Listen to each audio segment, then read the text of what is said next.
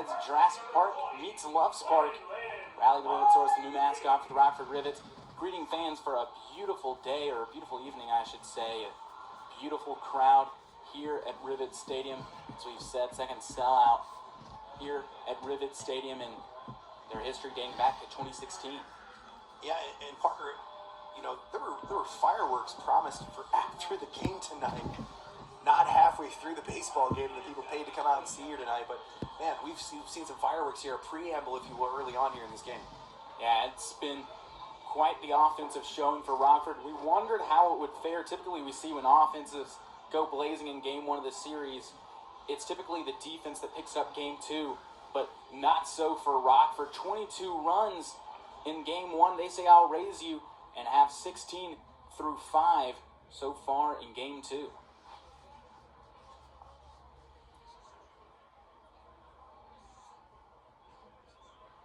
So that brings Rossi to the plate.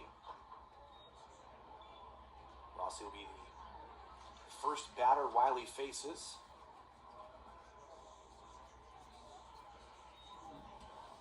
As Rockford tries to hold off Kokomo here. Rockford already 1-0 here in the second half of the Northwoods League season, as Wiley is able to find the zone to even the count up 1 ball and 1 strike.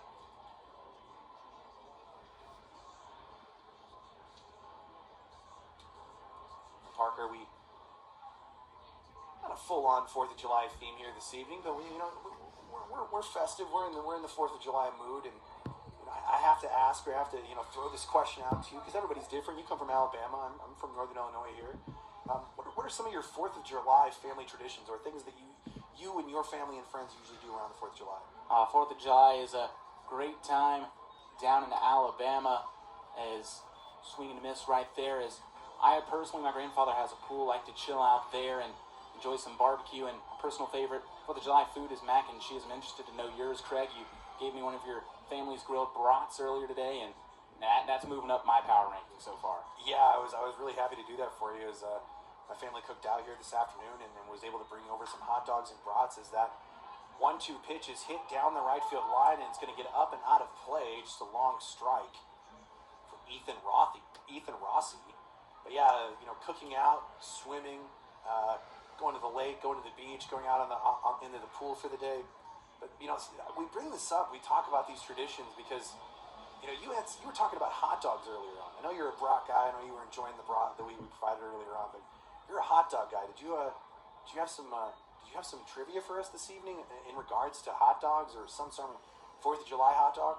Yeah, as everybody knows, hot dog eating contest tuned in earlier to that on ESPN was a great tradition on ESPN, but also, how many hot dogs do you think people eat on the 4th of July, Craig?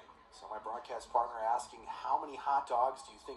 Now, is this Americans or just worldwide on 4th of July? Because, there's Americans all over the world, but so is this an American thing, or is this a worldwide thing?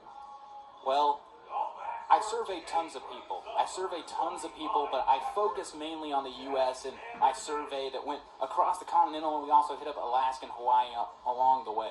So stick around here. We asked this in the top half of the 6th. Stick around here, and when we come back in the bottom of the 6th inning, my broadcast partner will have that answer for us. We can find out how many hot dogs are eaten on the 4th of July, as that pitch is destroyed into center field and off the foot of the wall. A huge swing from Anderson. A 1-out double sees runners on 2nd and 3rd for Kokomo, and they're cooking here in the top of the 6th. Yeah, getting some momentum. Rossi struck out, but Anderson says, we can still do some damage even with that 1-out, getting the double and getting 2 runners in scoring position for the Jackrabbits. Well, we've seen Rockford score 12 runs over the last 2 innings. Why couldn't Kokomo do the same? And a beautiful piece of hitting there, as you see the catcher wheeling around at second base for his double. And so now runners on 2nd and 3rd. McCaskey steps in. McCaskey having a pretty good game himself up to this point, 1 for 2 with 2 RBI. Does have a walk drawn as well. Huge swing and a miss there for strike 1. Yeah, good high fastball. Trying to go up against McCaskey, to use his height against him. McCaskey, one of the more taller players in this lineup, coming in at 6'4", and sometimes when you have those big lumbering guys in the box, you just give them the high fastball. We'll have to see what this conversation is about here as Contreras comes out of his crouch from behind home plate and jogs out to have a conversation with Wiley. As it's a tough situation for Wiley to come in, got the nod after a runner on first, gave up the double, but has that one out to work with against McCaskey. McCaskey has had a good day today, 1 for 2 with a walk and a double.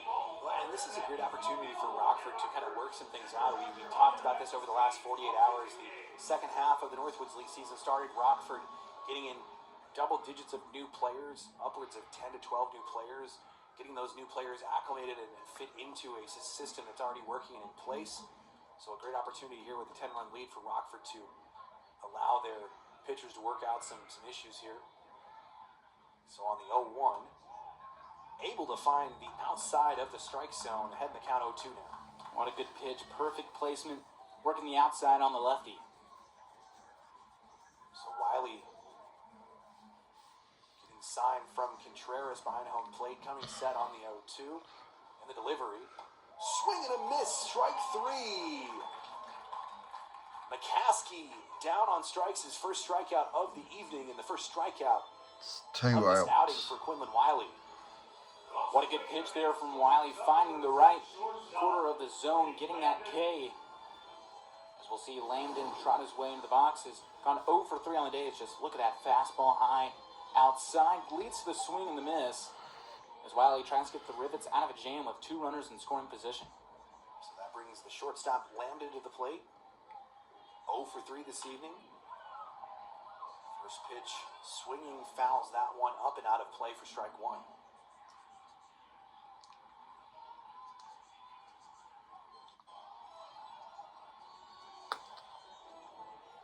Two outs. It says 1, but it's 2 outs. 0-1 count for Quinlan Wiley. Lambden digs in.